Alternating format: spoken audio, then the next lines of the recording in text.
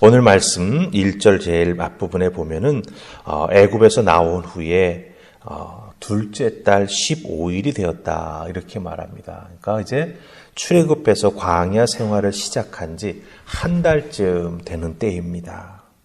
우리가 15장에서 보았죠. 마라에서 물 때문에 이스라엘 백성들이 불평을 했었습니다. 오늘 말씀에서 보면 신광야에 들어가게 되는데 한 달쯤 지나면서부터 가지고 나온 음식이 다 떨어졌지요. 그래서 이제 음식 때문에 이스라엘 백성들이 원망과 불평을 하는 것을 보게 됩니다. 여러분, 우리가 살면서 경험해서 알지요.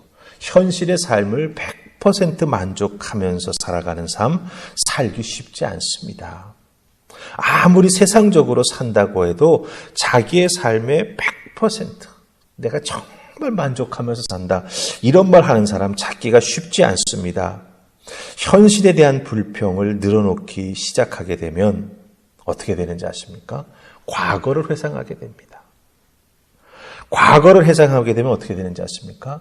과거의 삶을 동경하게 됩니다. 이상하게 현실에 대해서 불평을 하게 되는데 과거를 회상하게 되고 과거를 회상하다 보면은 과거의 삶을 동경하고 그때가 참 좋았지. 이런 말을 우리가 쉽게 하게 된다라고 하는 거지요. 그런데 여러분들 신앙생활에서 이런 태도나 이런 말을 하게 되는 연유를 잘 살펴보면 거기에는 무언가 분명히 잘못되어 있는 것을 발견할 수가 있습니다. 오늘 말씀이 바로 그 무엇이 잘못되어 있나라고 하는 걸 우리에게 알려주고 있습니다. 그래서 오늘 말씀을 통해서 우리들이 신앙생활을 해 나아가면서 과거를 돌이켜보면서 원망이나 불평을 현실에서 하지 않는 그런 우리가 되어야 합니다.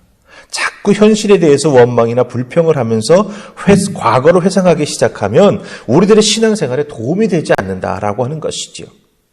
그렇다고 한다면 어떻게 해야 우리가 과거를 회상하면서 현실에 대한 잘못된 원망이나 불평을 하지 않고 정말 하나님의 은혜 가운데 살아가는 믿음의 사람이 될 수 있을까? 오늘 주신 말씀을 통해서 살피며 은혜 나누기 원합니다. 자, 우리 첫 번째 살필 말씀 2절과 3절입니다. 죄송합니다. 자, 2절과 3절입니다. 다 찾으셨죠? 우리 같이 읽습니다. 시작. 이스라엘 자손 온 회중이 그 광야에서 모세와 아론을 원망하여 이스라엘 자손이 그들에게 이르되 우리가 애굽 땅에서 고기 가마 곁에 앉아 있던 때와 떡을 배불리 먹던 때에 여호와의 손에 죽었더라면 좋았을 것을 너희가 이 광야로 우리를 인도해 내어 이 온 회중이 주려 죽게 하는도다. 아멘. 우리가 2절과 3절 말씀을 읽었습니다. 근데 여러분들 2절에 보면은 그 광야라고 하는 말이 가운데 나오죠. 그 광야. 그 다음에 3절에 보면 거의 끝부분에 가서 보면 이 광야로 우리를 인도해 냈다. 이런 표현이 합니다. 이 광야. 그 광야, 이 광야. 광야가 두 번 나옵니다.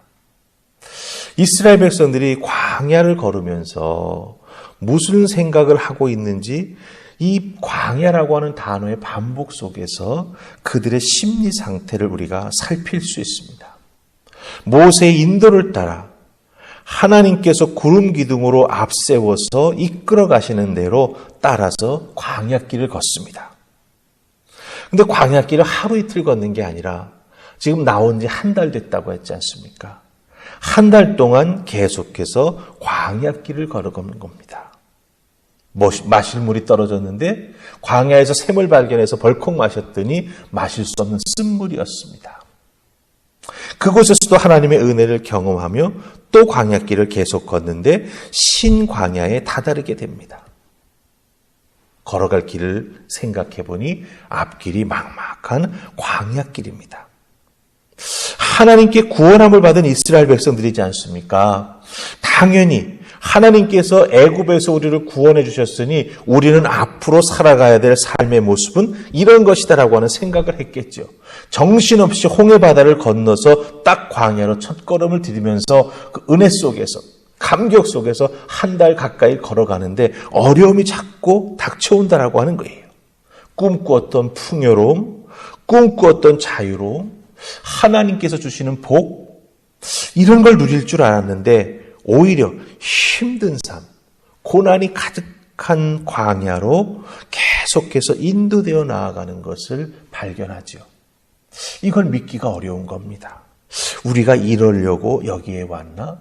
이러려고 모세의 말을 듣고 하나님을 의지하면서 여기까지 왔나? 이해할 수 없는 일들이 자꾸 일어나는 거예요. 또 광야야? 이런 생각을 하게 되는 거죠. 그렇기 때문에 이스라엘 백성들에게는 또 다른 광야로 접어들게 되면서 실망감을 크게 갖게 되었고, 광야라고 하는 것은 이스라엘 백성들에게는 부담스러운 장소가 되고 말았다라고 하는 것이죠. 그래서 원망하기를 시작합니다. 여러분 2절 말씀 끝에 보면은 모세와 아론을 원망한다 이런 표현이 나오지 않습니까? 근데 사실 모세와 아론을 원망하는 것 같지만 여러분들 오늘 말씀 읽었던 말씀에 8절 가서 보시기 바랍니다. 제일 끝부분에 모세가 이렇게 불평불만하고 있는 원망하는 이스라엘 백성들을 향해서 분명하게 깨닫고 집어주는 게 있습니다. 무엇입니까? 너희가 하는 원망은 우리, 즉 모세와 아론을 향해서 하는 원망이 아니라 하나님을 향해서 하는 원망이라고 하는 것을 정확하게 말해주고 있습니다. 여기서 이 원망이 하나님과 연결되어 있는 거죠. 이 사람이 하는 원망이 하나님과 연결되면은 원망하는 사람의 마음에 무엇이 자리 잡는지 아십니까? 하나님은 나에게 어렵고 힘든 삶을 안겨주시는 분이야. 나에게 무언가 힘든 것을 자꾸 어깨에 짊어지게 해주시는 분이야. 이런 식으로 하나님을 원망하는 마음이 생기고 하나님에 대해서 왜곡된 생각을 하게 만든다라고 하는 거예요. 그래서 하나님을 믿고 따른다라고 하는 게 결국은 이렇게 나를 힘들게 만드는 것인가 잘못된 생각을 하게 하면서 그것이 입으로 때로는 행동으로 표현되면서 원망과 불평을 하게 된다라고 하는 것입니다. 그런데 여러분들 3절 말씀 잘 보세요. 도대체 이스라엘 백성들이 무엇에 근거해서 이렇게 하나님에 대해서 불평, 불만, 원망을 늘어놓습니까? 그것은 자신들의 애굽에서의 그 노예 생활을 장밋빛 과거로 왜곡하고 있다라고 하는 거예요. 여러분들 이스라엘 백성들이 애굽에서 얼마나 고초를 겪었습니까? 국고성이라고 하는 커다란 성을 지어야 하는데 바로가 재료를 주지 않았습니다. 너희들이 다 만들어가지고 그 성을 지으라고 하는 거예요. 그래서 이 집을 찾기 위해서, 풀을 찾기 위해서 들판을 헤매어야 했고요. 진흙을 짓기 위해서 벽돌을 만들어가지고 한 켜 쌓아 올려서 성을 지어야만 했고요. 큰 돌을 날라다가 기초를 놓아야만 했다라고 하는 거죠. 그렇게 힘든 강제 노역에 동원되어서 못 살겠다고 울부짖었던 이스라엘 백성들입니다. 그런데 그 과거를 어떻게? 지금 장밋빛으로 해석하고 있어요. 뭐라고 말합니까? 고기 가마 곁에 앉아 있었을 때. 주인들의 상에 올라가는 고기를 다 만들고 난 다음에 몇 점 떨어지는 그 고기점 접어 먹으면서 좋았다라고 하는 거예요. 주인 상에 올라갔던 떡 남는 거 물려져 나올 때 그거 집어 먹으면서 야 그때 그 떡 맛있지 않았냐? 참 좋지 않았냐? 배부르지 않았냐? 이런 생각하면서 과거를 왜곡시키고 있다라고 하는 거예요. 애굽의 시절이 좋았다라고 해석하는 겁니다. 여러분 어려운 순간 만나면 과거의 왜곡된 기억의 기초에서 자기 자신이 처해 있는 현재를 비관적으로 판단하는 경향이 우리에게 생깁니다. 그게 인간이에요.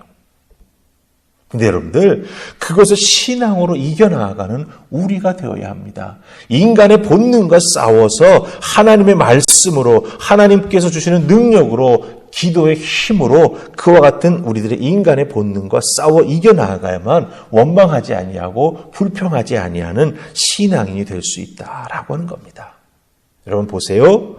좋다고 하나님의 은혜를 찬양하고 막 하지 않습니까? 춤췄지 않습니까? 15장 마지막에서. 그 은혜, 그 감격, 그 감사가 원망으로 바뀌는 데에는 아주 순식간이에요.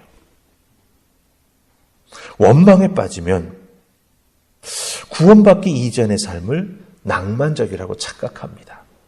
예수님 알기 그 이전의 삶을 참 좋았던 것이라고 생각하는 그런 실수를 하게 된다라고 하는 것이죠.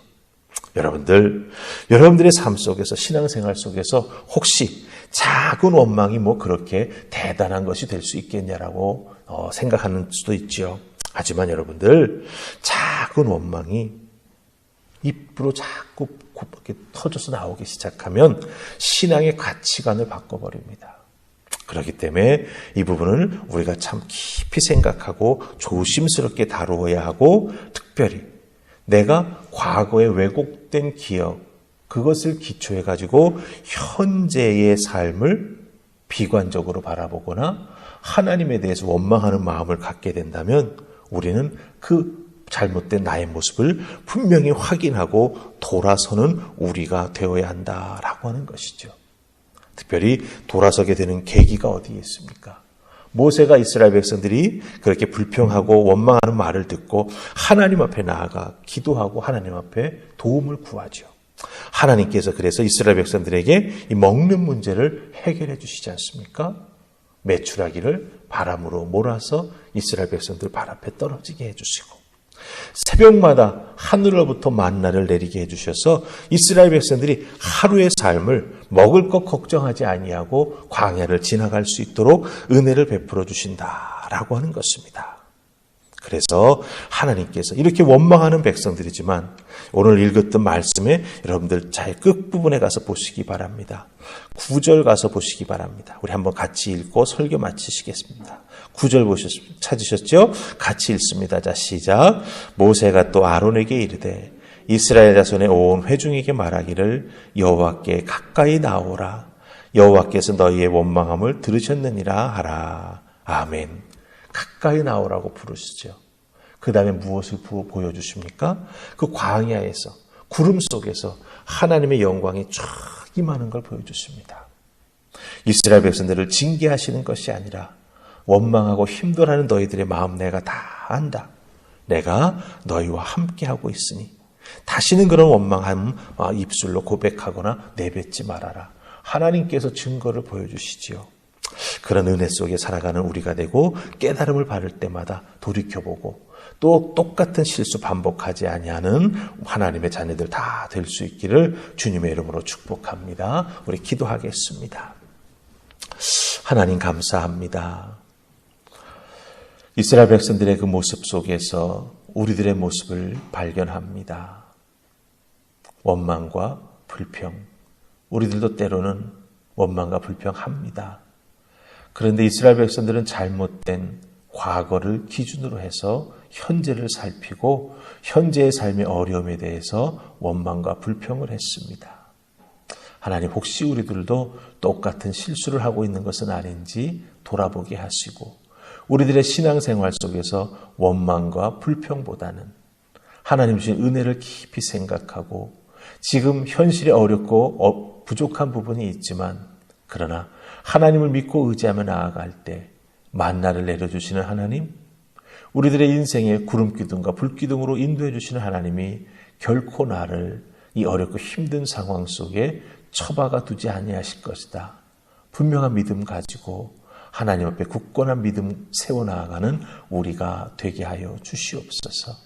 도우시는 하나님, 이끌어 주시는 하나님, 우리를 향한 하나님의 관심을 절대로 늦추지 아니하시는 하나님이심을 다시 한번 깨달아 알게 하시고 더욱더 간절히 하나님 말씀 의지하여 믿음으로 살아가는 우리가 되게 하여 주시옵소서.